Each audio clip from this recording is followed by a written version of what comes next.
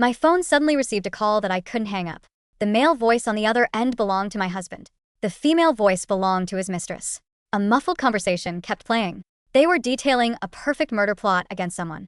Every step was chillingly precise. I tried to call 911, but every number I dialed was automatically routed back to this ongoing call.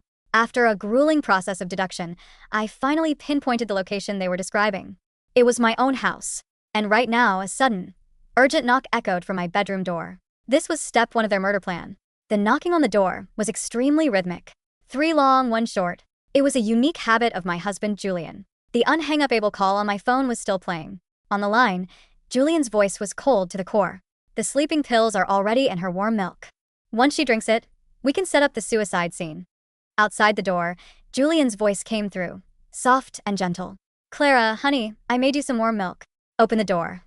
I stood behind the door, keeping silent. If I didn't open it, he would definitely use his key. I turned around, rushed to the dining table, and slipped a vitamin tablet between my fingers. Then I opened the door.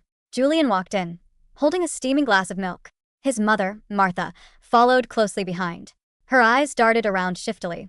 Julian handed me the glass with a warm smile. Babe, you've been working too hard lately. Drink this while it's hot and get some good sleep. I looked down at the pure white liquid. It's too hot, I said, taking the glass. Let me get a napkin first. I turned my back to them, blocking their view. I tilted my wrist. The entire glass of milk poured right into the soil of the lush monstera plant next to the TV stand. In the same motion, I popped the vitamin tablet into my mouth, crushed it, and swallowed. I turned back and placed the empty glass, still stained with a ring of milk, on the table. Julian walked over and glanced at the empty glass. He exchanged a look with his mother. Then he looked at me. Why don't you lie down on the couch for a bit? I nodded, pretending my limbs were heavy, and shuffled to the couch. I collapsed onto the cushions and closed my eyes. My breathing slowed down, becoming deep and even. The living room fell dead silent, save for the ticking of the wall clock. A moment later, I heard Julian let out a long sigh of relief. Immediately after, the bedroom door was pushed open from the inside. Light footsteps approached. Is she completely out? A young woman's voice whispered. It was Vivian, the nurse from Julian's private clinic. So, she had been hiding in her house this whole time. Martha immediately complained in a hushed, harsh whisper. Why did the drug take so long to kick in? Hurry up and do it. I checked the ceiling beam on the balcony this afternoon. It can easily hold an adult's weight. The footsteps stopped right beside me. Vivian leaned over. Her perfume, mixed with a faint scent of chemical disinfectant, invaded my nose. The rough texture of a hemp rope brushed against the skin of my neck. She began measuring the rope around my neck to tie the noose. Don't leave any struggle marks. It has to look natural, Julian whispered. I know. Vivian's voice held a trace of sick excitement. Once she's dead, we're finally free. Martha urged from the side. Hurry up. Don't waste time. I'm going to file the paperwork for this house and her bank accounts first thing tomorrow. Once Vivian gives birth to my grandbaby, our family can finally live in peace. They were practicing a murder right in front of me, on my own body. Julian walked back to the table. The sound of paper rustling echoed. He placed a piece of paper on the table. The suicide note is ready. Now let's hang her up. Vivian's hands tightened around my neck, pulling the loop closed. I'll lift her up, you kick the chair, Julian said, stepping closer. The exact second Vivian exerted force to tighten the rope. I snapped my eyes wide open. The living room instantly fell into a graveyard silence. Vivian shrieked, her hands trembling as she lost her balance and fell flat on her butt. Julian's outstretched hands froze in midair. Martha gasped loudly, slapping her hand over her mouth. The 3 of them froze like statues, their eyes bulging out, staring at me in sheer terror. I sat up, ripped the rope off my neck, and tossed it to the floor. Ignoring their horrified stares, I reached over and grabbed the suicide note from the table. My eyes swept over the words. I looked at Julian and spoke coldly. Very touching. I slapped the paper back onto the table. But if you want to fake my suicide by hanging, don't you think you need to edit this note first? Julian's face turned from pale to livid. He looked at the rope on the floor, then at my completely sober eyes, finally realizing what was happening. He gritted his teeth, his expression turning dark as he stepped toward me. You didn't drink the milk. Well, since you didn't take the drug, you can die awake. He shot a look at Vivian. Vivian scrambled up from the floor, grabbed the rope, and lunged at me. I let out a cold laugh. Dr. Julian, don't you even know the basic legal regulations when you try to commit a murder? I pointed at the suicide note. Your note says I hung myself due to severe, untreated clinical depression. But as the president of the HOA, I just led a community blood drive last Friday. My blood sample is registered in the national database, and it's completely clean. A patient with severe depression who has zero traces of antidepressants in her system for months. The moment the medical examiner runs a toxicology report on my blood and hair, your depression story is going to blow up in your face. Julian's footsteps abruptly stopped. Vivian panicked. She stood frozen with the rope, looking back at Julian. Martha's face flushed red with rage. She lunged forward, claws out, trying to strangle me herself. Who cares about that? Just kill her first. I quickly stepped back, grabbed the heavy glass ashtray from the table, and slammed it onto the tile floor. With a loud crash, glass shattered everywhere. Martha shrieked and pulled her hands back. I glared at them. And how do you plan to handle my body? Take it straight to the crematorium? Keep dreaming. In this district, any death that doesn't happen under a doctor's care in a hospital is classified as an unattended death. The crematorium won't touch a body without a coroner's release form and a police report. You run a tiny, private neighborhood clinic. What authority do you have to sign a death certificate for an unattended death? The moment you try to move my body out of this building, the police will open a homicide investigation. Silence enveloped the room. Vivian's hands began to shake violently, and the rope slipped to the floor. Martha looked at Julian, terrified. Julian, is she telling the truth? I stared at Julian coldly. I thought these basic legal facts would be enough to terrify them. After all, they wanted a perfect suicide, not a messy homicide that would make them wanted fugitives. But right then, something incredibly bizarre happened. Julian actually smiled. He wasn't scared at all. Instead, he casually walked over to the couch and sat down. Vivian stopped shaking, too. She stepped forward, grabbed the suicide note from the table, and tore it to shreds, piece by piece, right in front of me. She tossed the shredded paper into the trash can. Martha sighed, her face twisting into an expression of fake, mocking sympathy. I told you, Martha said sneeringly. Her mental illness is getting worse. She's completely delusional. Ranting about murder, she doesn't even recognize her own family anymore. My brows furrowed as I watched their sudden change in behavior. Julian pulled his phone out of his pocket. He looked at me, his voice as cold as ice. Clara, your paranoid schizophrenia is flaring up again. What murder? That suicide note was just some garbage paper you scribbled during your episode. Vivian tore it up, so it wouldn't trigger you. And that rope? It's just a cable for repairing the balcony. He tapped his phone screen. Your mental state is extremely unstable right now, and you're exhibiting violent behavior. As your husband, I have no choice but to call the psychiatric hospital to pick you up. My blood ran cold. I could not let them take me to a psychiatric hospital. Once I was locked in there, any accident would easily be written off as a real suicide. I immediately reached into my pocket for my phone to call 911. The screen lit up, but in the top left corner, the signal bars showed a red no service. Julian pointed smugly to the corner behind the door. Don't waste your breath. Before I came in, I turned on a medical-grade signal jammer. You can't send a single text. I didn't panic. Instead, I pointed to a small, inconspicuous white box mounted on the baseboard. You forgot what I do for a living. That is a life alert emergency button for the elderly in our community. It runs on a dedicated, low-frequency cellular band. Your cheap jammer can't block it. When I had stepped back to smash the ashtray earlier, my heel had already pressed that button. The moment the words left my mouth, heavy pounding erupted on the front door. Clara, open up. It's Lily. The door wasn't locked. Lily, my HOA assistant, burst in. Right behind her were 2 police officers from the local precinct. It was like finding a lifeline in a stormy sea. I screamed immediately. Officers, they are trying to kill me. The milk in that pot is poisoned. And they have a rope to hang me. The officers instantly went on high alert, stepping between us. Nobody move. What's going on here? The lead officer demanded. I pointed at the Monstera plant. Test the soil. The milk poured in there is full of sleeping pills. The officer glanced at Julian and nodded to the accompanying forensic tech to take a sample of the wet soil. 5 minutes later, the tech looked at the screen of his rapid testing device. He looked up at the officer and shook his head. It's just regular calcium powder drink. No traces of sedatives or toxins. I felt like I had fallen into an abyss. That's impossible. I pointed frantically at the rope on the floor. What about the rope? They tried to put it around my neck. Lily looked at me, her face filled with awkward concern. Clara, Julian bought that cable today to secure your balcony railing. I literally registered his maintenance request this afternoon. Lily avoided my eyes, asking softly, Clara, did you forget to take your medication again? I froze. What medication? Lily pulled a thick folder from her bag and handed it to the police. Officers, these are Clara's medical records. Inside were medical reports from various psychiatric clinics over the past 6 months. There was even a video of me losing my temper and slamming a table during an HOA meeting. I stared at Julian in horror. Over the past 6 months, he had used his medical knowledge to slip microdoses of hallucinogenic drugs into my food. It kept me in a constant state of irritability and paranoia. He had spent months painting a picture for the entire neighborhood. Clara is a poor, unstable woman. The officer's guarded looks turned into sympathy. The lead officer handed the files back to Lily and sighed. I desperately pulled out my phone. I am not crazy. There's a call on my phone that won't hang up. It recorded them planning to kill me tonight. Listen. I tapped the audio to play it out loud. But what came out of the speaker was not a murder conspiracy. It was the dialogue of a mystery audiobook I had downloaded 3 months ago. Julian must have used our shared cloud drive while I was in the shower to force lock this audio on a loop in my phone's background. All my evidence, in this very second, was rendered completely useless in a perfectly legal, undeniable way. The lead officer sighed. He stepped forward and spoke to me in a very gentle, soothing tone. Clara, please calm down. Take a deep breath. Then, he turned to Julian. Dr. Julian, your wife's condition is very unstable. It's not safe for her to stay home. You should contact a specialized facility immediately.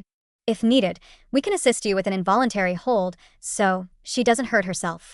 Julian's eyes turned red. He put on a perfect performance of an exhausted, devoted husband. He walked over, wrapping an arm around my shoulder, his voice cracking with emotion. Thank you, officer.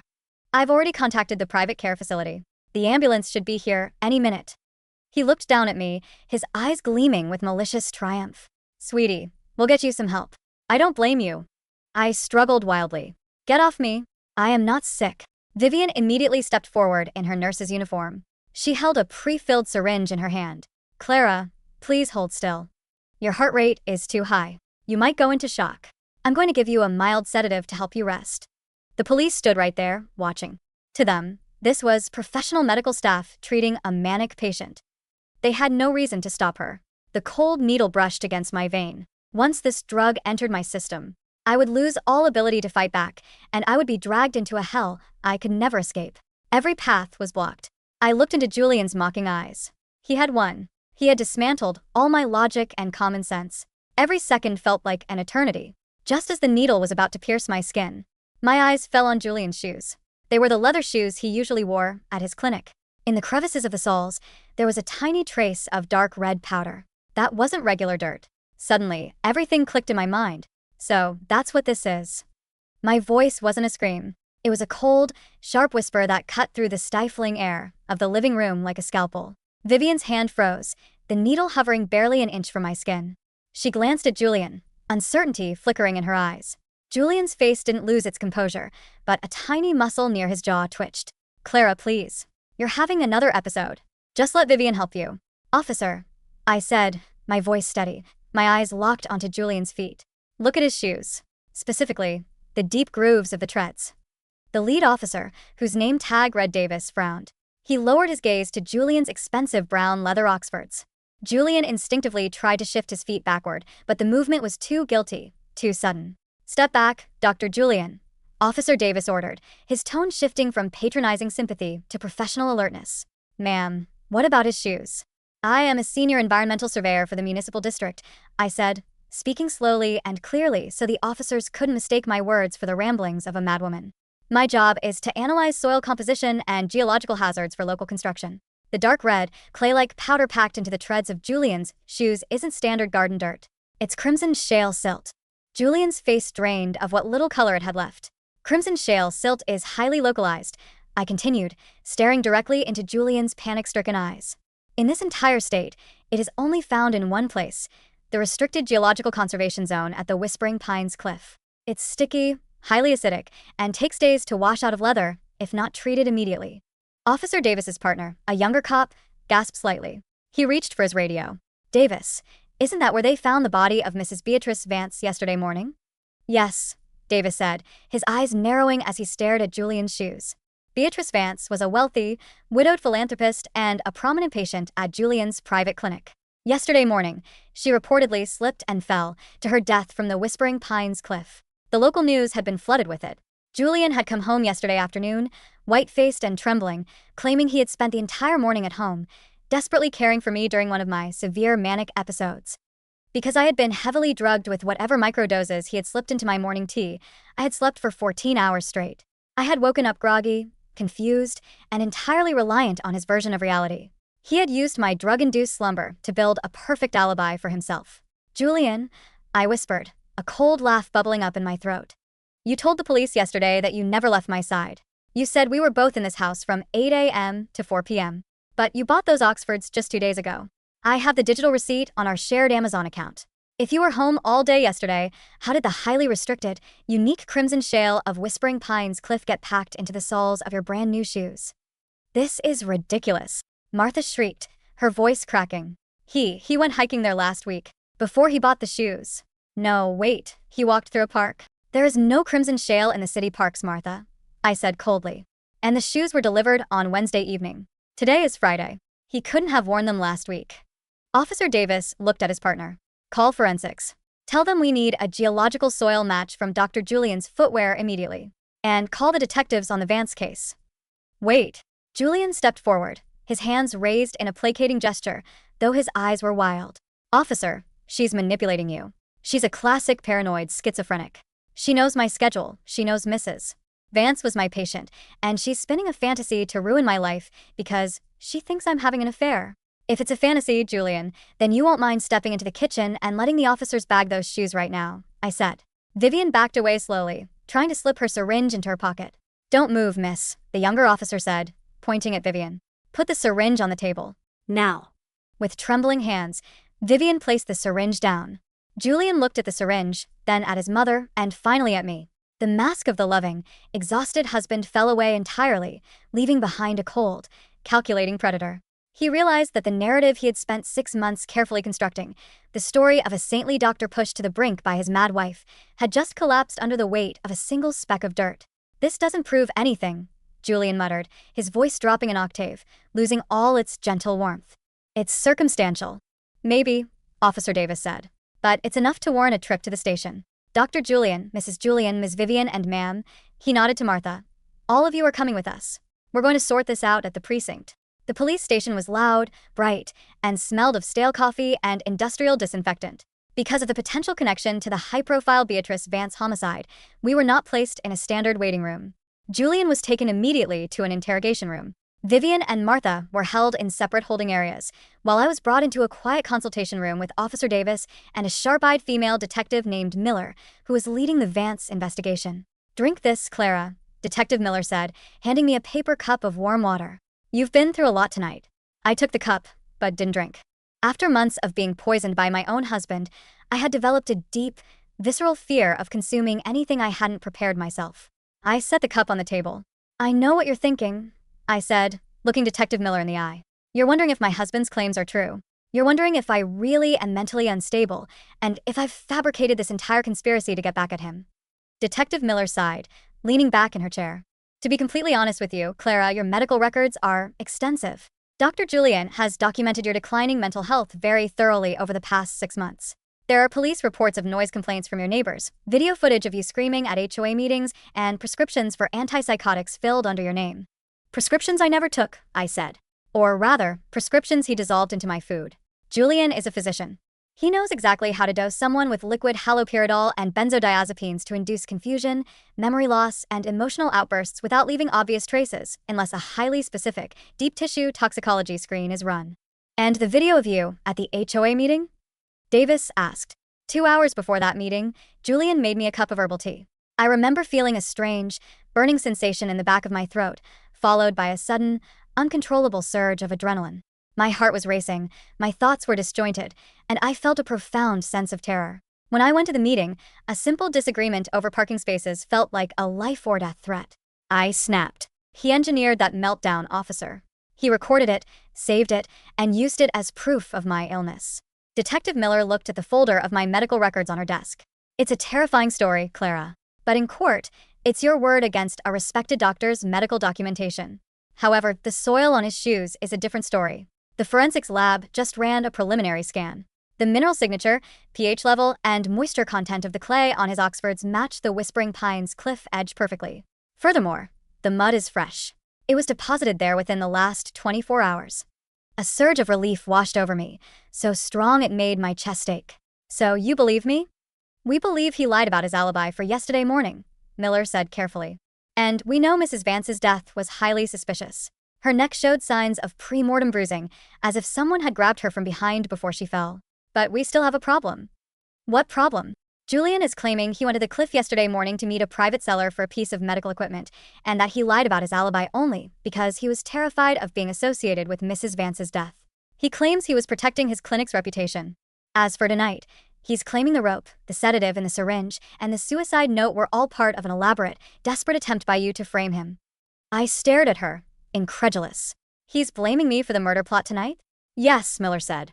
He claims you brought the rope into the house, that you printed the suicide note using his laptop while he was sleeping, and that Vivian only brought the syringe to calm you down because you were threatening to hang yourself.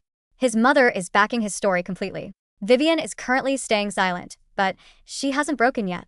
My heart hammered against my ribs. Julian was a monster, but he was a highly intelligent one. He had spent months setting the stage. Every piece of evidence I presented, he could twist to fit the narrative of my madness. The audio file, I said suddenly. The call on my phone, the one that played the audiobook dialogue. I told the officers it was a recording of them planning my murder, but it turned out to be a mystery novel. Julian must have swapped the files on our shared cloud drive. We checked your phone, Davis said. The audio file currently playing is indeed an MP3 of a thriller audiobook called The Silent Witness. It was downloaded from your personal Audible account 3 months ago. I closed my eyes, thinking furiously. The shared cloud drive. Julian and I shared an Apple ID and a Google Drive account for our home expenses and clinic scheduling. If he had swapped the files, he must have done it recently. Wait, I said, opening my eyes. If he swapped the files, there has to be a digital footprint, a file deletion, a rename, or an upload timestamp. Julian is a doctor, not a software engineer. He doesn't know how to permanently erase metadata. Detective Miller's interest was piqued. Go on. And there's something else, I said, my voice rising with a sudden realization. The audiobook. Why that specific book? Why The Silent Witness? I closed my eyes, recalling the muffled conversation I had heard on the phone before I opened the bedroom door. The sleeping pills are already in her warm milk. Once she drinks it, we can set up the suicide scene. The dialogue, I whispered. The dialogue I heard on the phone wasn't from a pre-recorded audiobook. I've listened to The Silent Witness. It's a story about a courtroom drama. There is no scene in that book about putting sleeping pills in warm milk or hanging a woman from a balcony beam. Miller frowned, pulling out a notepad. Are you sure? Yes. I am positive. The voice on the phone was Julian's. He didn't just play an audiobook. He recorded his own voice and Vivian's voice, edited it, and tried to mask it as the audiobook. But he made a mistake.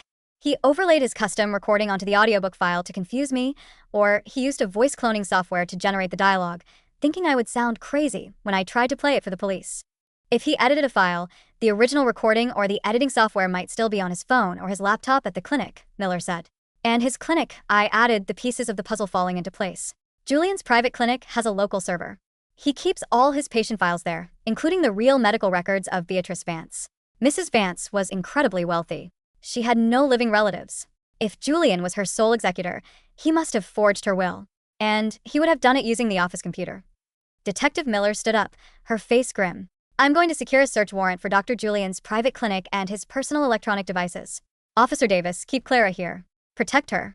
If Julian's story is a fabrication, he is extremely dangerous. Thank you, Detective, I whispered. As Miller walked out of the room, she stopped at the door and looked back at me. Clara, if you're right about this, your husband didn't just try to kill you tonight. He's been planning this for a very, very long time. Hours crawled by.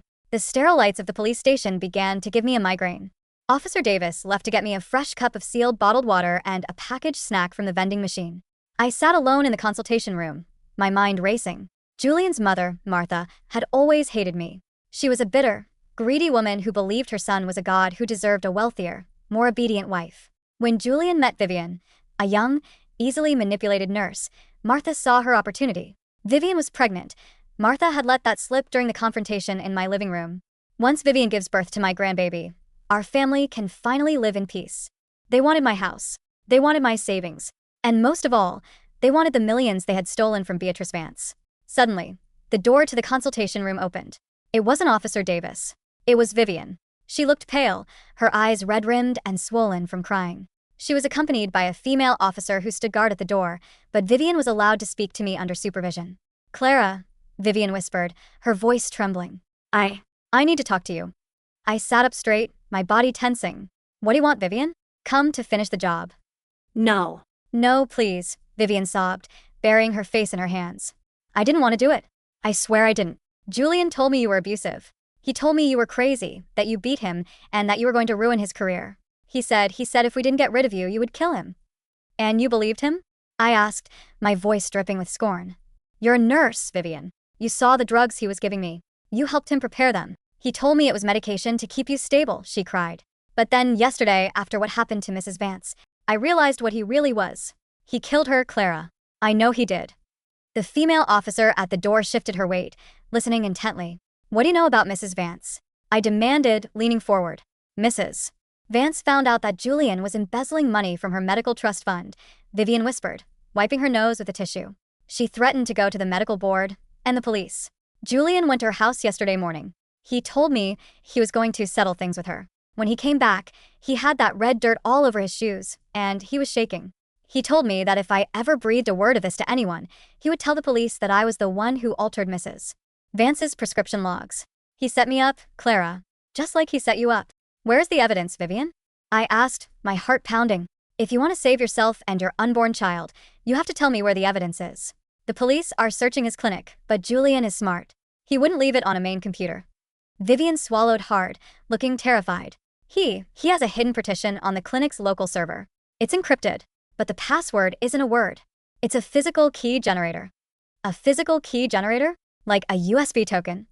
Yes. He keeps it on his keychain, the one with the silver caduceus symbol. He always has it with him. If the police search the clinic, they won't find the files without that key. I remembered Julian's keys. He always kept them in his right trouser pocket. When the police brought him in, they would have booked his personal belongings. Officer, I called out to the guard at the door. Did you hear that? The key to the clinic server is on Julian's personal keychain. You need to tell Detective Miller immediately. The officer nodded quickly, pulling out her radio. Dispatch, this is Officer Higgins. I have a critical update on the Vance/Julian investigation. We need to secure the suspect's personal effects, specifically a silver caduceus keychain. But before she could finish her sentence, a loud commotion erupted in the hallway. Shouting, the sound of scuffling feet, and the sharp shatter of glass echoed through the precinct. He's running, someone screamed. Suspect is fleeing. Block the exits. My blood ran cold. Julian. I rushed to the door of the consultation room, pushing past Officer Higgins. The main hallway of the precinct was in absolute chaos. Papers were scattered across the floor, a water cooler had been knocked over, and several officers were rushing toward the back exit of the building. What happened? Higgins yelled at a passing officer. The suspect requested to use the restroom. The officer shouted back, not stopping. He somehow slipped his cuffs, assaulted the escorting officer, and took his service weapon. He's heading for the basement garage. Julian had a gun. And he was desperate. A desperate man with medical knowledge and nothing left to lose is the most dangerous creature alive. Clara, stay here. Officer Higgins ordered, drawing her own weapon and running toward the stairwell. But I couldn't stay. I knew Julian. I knew how his mind worked. He wasn't just running to escape, he was running to destroy the evidence. If he could get to his clinic before the police fully searched it, he could wipe the local server, destroy the physical key, and disappear with the cash he had undoubtedly stashed away for an emergency. And more than that, he knew I was the only witness who could tie all the pieces together. As long as I was alive, he would never be safe. Instead of staying in the room, I ran. I didn't go toward the basement garage. I knew the police would bottle him up there if he tried to take a police cruiser. Instead, I ran out the front entrance of the precinct into the cool, damp night air. My car was parked at home, but my HOA assistant Lily was still parked outside the station in her sedan, waiting to see if I needed a ride. I spotted her car near the curb, the headlights on, her face anxious behind the windshield. I sprinted to the passenger side, yanked the door open, and threw myself in. Clara, what's going on? I heard shouting. Drive, Lily. Drive to Julian's clinic. Now. What? Clara, the police. Julian escaped. He has a gun, and he's going to destroy the evidence at the clinic. If he does, he gets away with murder. Drive. Lily's eyes widened in sheer terror, but she saw the desperate intensity in my face. She slammed her foot on the gas, the tires screeching as the sedan lunged into the empty midnight streets. Call Detective Miller, I instructed, my hands shaking as I grabbed Lily's phone from the dashboard. I dialed Miller's direct number, which she had written on a card for me. The phone rang twice before Miller picked up, her voice breathless and tense. Miller. Detective, it's Clara. I'm with Lily. We're heading to Julian's clinic. He's going there to destroy the server. Clara, are you insane? Turn around right now. He is armed and extremely dangerous. If he wipes that server, you have nothing to link him to Beatrice Vance's death or my attempted murder. He has a physical key on his keychain. If he destroys it, the encryption will lock you out permanently. We are already dispatching units to the clinic, but the precinct is 10 minutes away. Clara, do not go inside. Do you hear me? Do not go inside. I hung up the phone. I looked out the window. The streets were a blur of neon lights and dark shadows. Julian's clinic, Evergreen Family Medicine, was located in a quiet, upscale professional park on the edge of town, surrounded by dense pine woods. It was a secluded, modern building with large glass windows and a private parking lot in the back. As Lily's car rounded the final bend, I saw it. A sleek, dark SUV was parked crookedly in the clinic's rear lot, its headlights still on, the driver's side door left wide open. It was Julian's personal vehicle. He had somehow secured his keys, or a spare set, during his escape. He's here, I whispered. Clara, please, let's wait for the police, Lily begged, her voice trembling as she brought her car to a halt a safe distance away. He has a gun. If I wait, he wins, I said. I opened the car door and stepped out into the damp night. The scent of pine and wet earth filled my lungs, grounding me. For 6 months, I had lived in a fog of self-doubt, believing I was losing my mind, letting this man dictate my reality. Not tonight. Tonight, I was in full control of my senses. I walked toward the back entrance of the clinic. The glass door had been shattered, shards of safety glass glittering on the dark asphalt like spilled diamonds. I stepped through the broken frame, my sneakers crunching softly on the glass.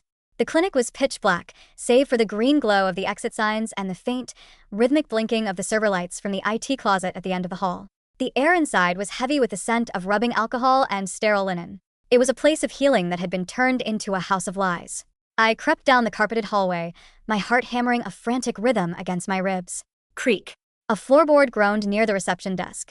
I froze, pressing my back against the cold, dry wall of the corridor. I knew you'd come, Clara. Julian's voice echoed through the dark hallway. It didn't sound like the voice of a gentle husband I had loved for 5 years. It was hollow, exhausted, and laced with a terrifying, quiet madness. You always were too smart for your own good, he continued. The sound of his footsteps was slow, deliberate. That's why I had to drug you. If I didn't, you would have figured out the Vance accounts months ago. You have this insatiable need to organize, to audit, to fix things. You just couldn't mind your own business. She trusted you, Julian, I said, my voice echoing in the darkness, trying to keep him talking, trying to pinpoint his exact location. Beatrice Vance treated you like a son. She funded this clinic. And she was going to shut it down. Julian snapped, his voice suddenly sharp with rage. She wanted to audit the books. She found out about the offshore accounts. If she went to the board, I would have lost everything. My license, my reputation, my house, everything. So you pushed her. She slipped, Julian whispered, though there was no conviction in his words. I just helped her along. It was quick. Cleaner than what I had planned for you. Why me, Julian? Why didn't you just divorce me? A bitter laugh escaped his lips. And let you take half of this clinic in the settlement? Let you audit the marital assets and find the money I transferred from Vance's accounts? No. A crazy wife who commits suicide, that's tragic. It leaves the grieving husband with the house, the savings, and the sympathy of the entire community. It was the perfect plan. But you made a mistake, I said, stepping out into the open hallway, silhouetted by the green exit light. You wore the wrong shoes. A beam of light suddenly cut through the darkness, blinding me. Julian was holding a heavy tactical flashlight in one hand and the police officer's semi-automatic pistol in the other. His face was bruised, his clothes disheveled, and his eyes were bloodshot. He looked like a man who had already stepped over the edge. Yes, Julian whispered, raising the gun. I made a mistake, but I'm going to fix it now. I've already wiped the server. The physical key is melted. And once I'm done with you, I'll take the cash from the safe, grab Vivian, and we'll be across the border before sunrise. Vivian confessed Julian, I said, keeping my voice steady despite the cold terror gripping my throat. She told the police everything. They know about the embezzlement. They know about Mrs. Vance. Even if you kill me, you're done. Julian's hand trembled slightly, the barrel of the gun wavering. She wouldn't. She loves me. She loves her unborn child more than a murderer, I said. She's cutting a deal to save herself. You're completely alone, Julian. For a fraction of a second, Julian's confidence shattered. The realization that his perfect life, his perfect crime, and his perfect future had evaporated into thin air broke something inside him. In that split second of distraction, I didn't run away. I lunged forward, grabbing the heavy metal fire extinguisher mounted on the wall next to me. D. Julian screamed, pulling the trigger. Bang. The deafening roar of the gunshot shattered the quiet of the clinic. The bullet whizzed past my ear, embedding itself in the drywall behind me. Before he could fire a second shot, I swung the fire extinguisher with all the strength in my body, slamming it directly into his outstretched arm.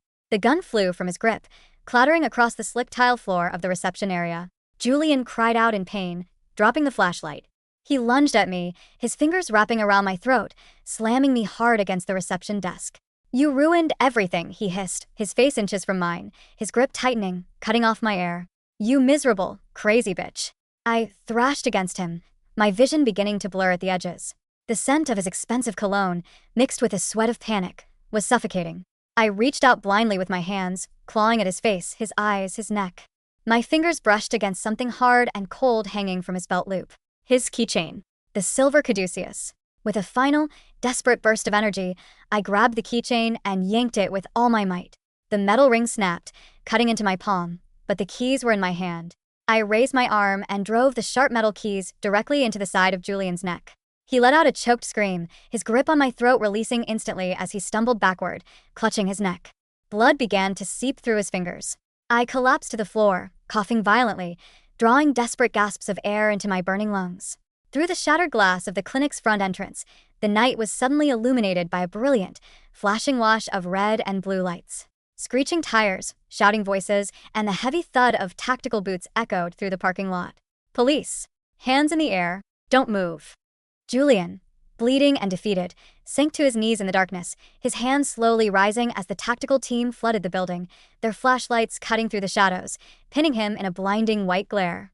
The morning sun rose over the city, casting a warm, golden glow through the window of my living room. The air was crisp and clean, carrying the scent of damp earth and fresh pine. I sat on my couch, wrapped in a warm blanket, holding a steaming mug of black coffee, made by my own hands, from a freshly opened bag. On the floor next to the television stand, the lush monstera plant stood green and vibrant.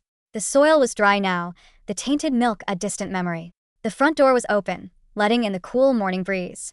Outside, the neighborhood was quiet, the storm of the previous night finally cleared. Detective Miller stood by the dining table, writing notes on a pad. She looked exhausted, but there was a quiet sense of satisfaction in her posture. "We got the server files, Clara," she said, looking over at me. "The lab was able to extract the physical key from the keychain you recovered. Julian's encryption was tough, but our tech team bypassed it once they had the token. We found the offshore accounts, the forged signatures on Mrs. Vance's will, and the deleted audio files he used to gaslight you." I took a slow sip of my coffee, feeling the warmth spread through my chest. "And Vivian?" "She's cooperating fully. Her testimony, combined with the forensic evidence on Julian's shoes and the financial records, is more than enough to put Julian away for first-degree murder and attempted murder. He won't be seeing the light of day for a very long time. Neither will his mother, who was processed as an accessory after the fact." "What about the medical records?" I asked softly. "The ones that said I was crazy?" Miller smiled gently, walking over and placing a hand on my shoulder. "We're filing a motion to have those records legally expunged and corrected. Julian's medical license has been suspended, and his clinical evaluations of you are being declared fraudulent. You are legally, completely, and undeniably sane, Clara." "Sane," I whispered, the word tasting strange but beautiful on my tongue. For 6 months, I had lived in a prison of someone else's making, doubting my own eyes, my own ears, and my own mind. I looked down at my hands. They were slightly scraped, the palms bruised from where the metal keychain had cut into my skin. But they were steady. I was no longer the victim of a perfect murder plot. I was the surveyor who had analyzed the terrain, found the flaw in the foundation, and watched the enemy's house of cards come crashing down. "Thank you, detective," I said. As Miller walked out, closing the door softly behind her, I leaned back against the cushions. The wall clock ticked quietly, a peaceful, steady rhythm. I closed my eyes, not out of exhaustion, but out of peace. The air was clear, the shadows were gone, and for the first time in a very long time I knew exactly who I was.